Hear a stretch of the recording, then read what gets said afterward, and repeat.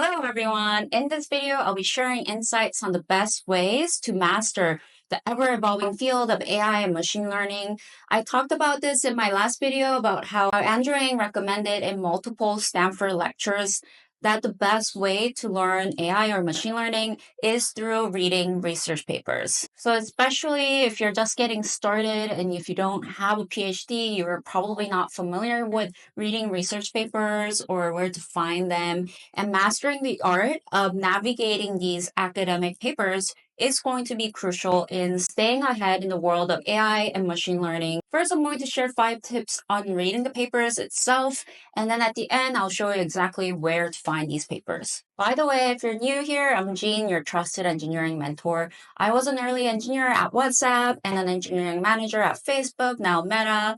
And throughout my 2 decades in the tech world, diving into new technology has always been a part of my life. And for those of you who've been around, you know the drill.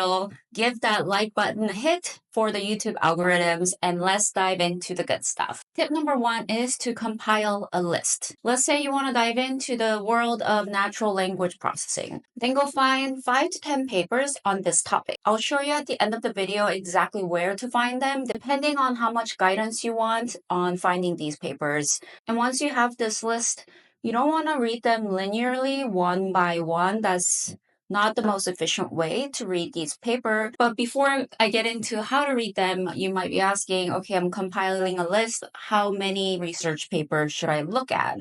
Tip number 2 is to set realistic goals. It really depends on your level and your goals. Is it to gain basic understanding, or you want a comprehensive mastery of the topic? Andrew Ng recommends that reading 15 to 20 papers will provide you a foundational grasp of the topic, enabling you to apply the algorithms. If you really want to understand the topic deeply, he says to aim for 50 to 100 papers in a specific area. But I do think that is a pretty high bar, and setting realistic goals is key to success. So if you're just getting started and you don't even know what exactly you want to focus on yet, you're probably in an exploration phase. And if this is you, start with 5 to 10 papers. And if that's doable, do a mini celebration for yourself. Good job. And if you read 5 to 10 papers and you're not sick of that topic already, and you feel more motivated to learn more,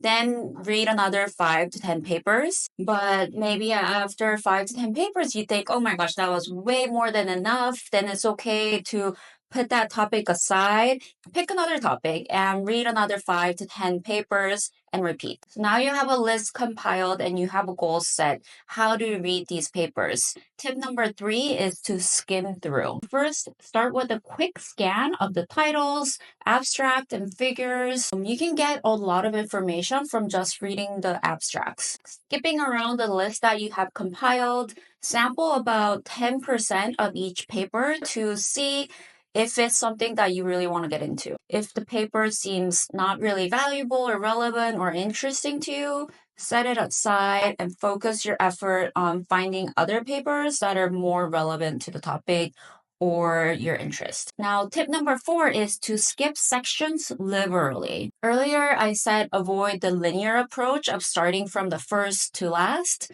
So you already did your initial scan of the title, abstract, figures to get a quick overview. Now you're going to move on to the introduction and conclusions, where the author often gives you a concise summary. So first, the abstract will give you a really good idea.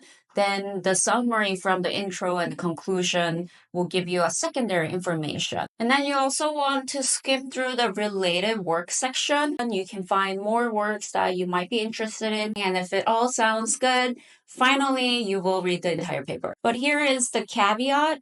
It's okay to skip parts that may not make sense to you immediately. A lot of times, these papers are really experimental, and it's difficult even for industry experts to fully appreciate the research. So if any of it doesn't make sense, don't get discouraged. Just focus on the parts that does make sense to you. And you can always come back to the parts that you skip at a later time if you feel like it's needed. And maybe when you finish 5 to 10 papers, you might reflect back on different parts that you skipped and you think, oh, now that makes sense to me. And you can go back to it and read it again. The point is to never beat yourself up for not fully understanding any part of these papers. That's normal even for experts. So this leads to my tip number 5, keep going. Getting better at understanding these tricky tables and research happens when you practice reading papers regularly over time. So it might feel hard at first, but don't let it bring you down. And some people ask, can reading research papers help you land a job? No.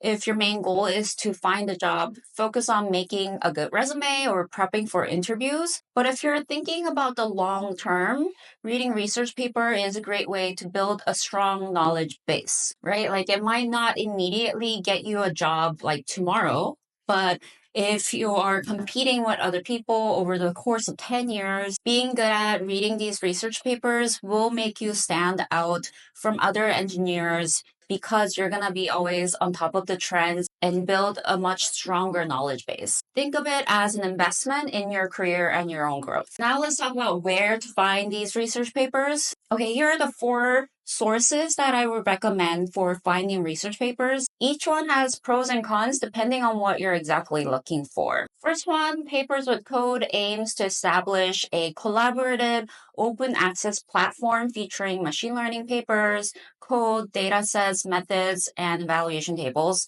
They have content on various categories like computer vision, natural language processing, medical speech audio. It's a really nice place if you want to look at papers based on categories. Second one is Distilled AI list of research papers, and it also has computer vision, NLP, speech, core ML, and different categories. But this one is also categorized by year, so it's great if you want to look up papers from the past to present for each topic and maybe see how it has changed over the years. But let's say you want to look at the newest stuff. Well, then I recommend number 3, Deep Learning Monitor. It has the hot papers and fresh papers and also hot tweets. So this gives you more of a real-time information, especially nowadays, there are academic papers popping up every single day. People often struggle to stay up to date. So this platform allows you to set up monitors with keywords related to your research so you can always be up to date. The last suggestion is Archive Sanity. This is traditionally the more common database for researchers. Archive is spelled with an X, but apparently it's pronounced archive. It's a bit trickier because it's more like a database that you need to search. So instead of presenting papers to you in categories like on the other platforms, you have to know what you're searching for. So if you're feeling brave, you can check this one out. I'll have links to all of these on my website with other free resources like books and newsletters. So check out the link in the description. If you are looking for tips on how to find great AI or ML tutorials, check out this video. Otherwise, this is the video that YouTube think you should be watching next. See you there.